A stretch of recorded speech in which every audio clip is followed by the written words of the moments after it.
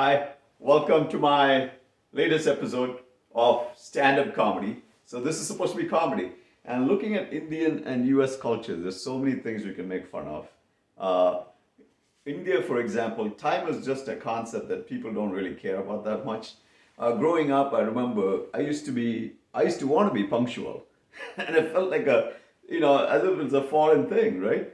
And people generally don't have any sense of timing. You tell people to come in at 6 o'clock, they'll come at 6:30, 7 o'clock, and we call it Indian Standard Time. And so when I came to the US the first time, and I realized people over here, everybody followed the time. I was like, what a foreign, I felt like so much at home over here. Growing up, we had so many issues with time and not able to keep up. And I remember my wife and I, we invited a bunch of families the first time, after marriage. Uh, and we invited a friend of ours who was American and a few other Indian friends. And we told them all 6 o'clock, and the only family that showed up was, you know who. So that's India's concept of time. I don't know what to do about it. The other thing is Indian traffic. Okay, if you ever travel to India, you know what crazy the traffic is. I got a driver's license in India. I used to ride a motorcycle down in one of the big cities in India. Then I got a car license. So I learned how to drive there. But the night of my wedding reception, I was driving back and I had a small fender bender, right? So that was because I was used to driving on the opposite side of the road in the US. And I went back there and I couldn't figure that thing out. But driving there is really crazy. You got a lane and you got 10 different things going on in the same lane. So you get a driver's license in the US, there's no way in heck you're going to drive in India. It might take you a while to get used to traffic or never get used to it because I never driven in India after that day. Another aspect of India is the weddings. Indian weddings, everybody's heard of Indian weddings. They could be of different types. Some weddings go on and on, 2-3 day weddings, and others have been very short. In my case, my wife and I, we got married in what would consider Vegas style drive-through wedding in India. Literally, I mean, we get married in a temple. The thing was that was a very auspicious day. There's so many weddings were going to happen that day. So we were standing, our family was all together, and we had the chance to go up to the what a mandir was, and the shrine where you get married in. And then the whole wedding ceremony took 2 to 5 minutes, and that's it. And the next couple was waiting in line. So literally, it was a Vegas style wedding.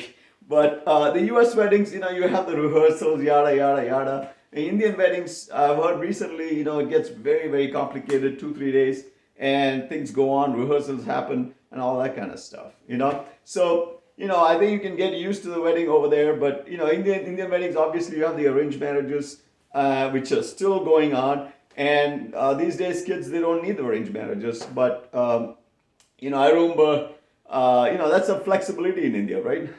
Somebody who's lazy could get arranged marriage. I was a lazy person, so that was easy for me in those days. And I'm sure these days it's the same for many people.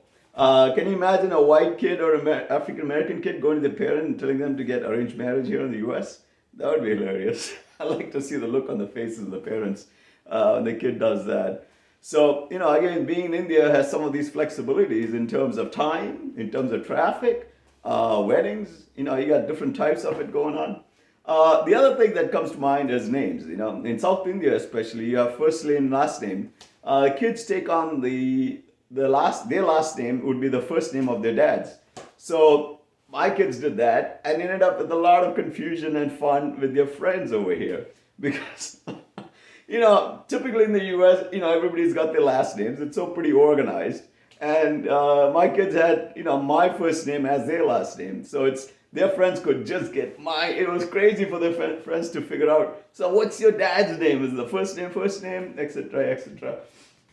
So that's in South India. Most people have that. In Northern India, typically people have their caste as their last names. So if you're an American going to India and you're trying to figure out the whole system, what's going on, there's really no system. I mean, you're going to get so confused about all the things that's going on. But typically a caste, if you're an upper caste, you generally show off your names and the surnames. So, that's just my opinion. So, okay. So India is trying to be a cashless society.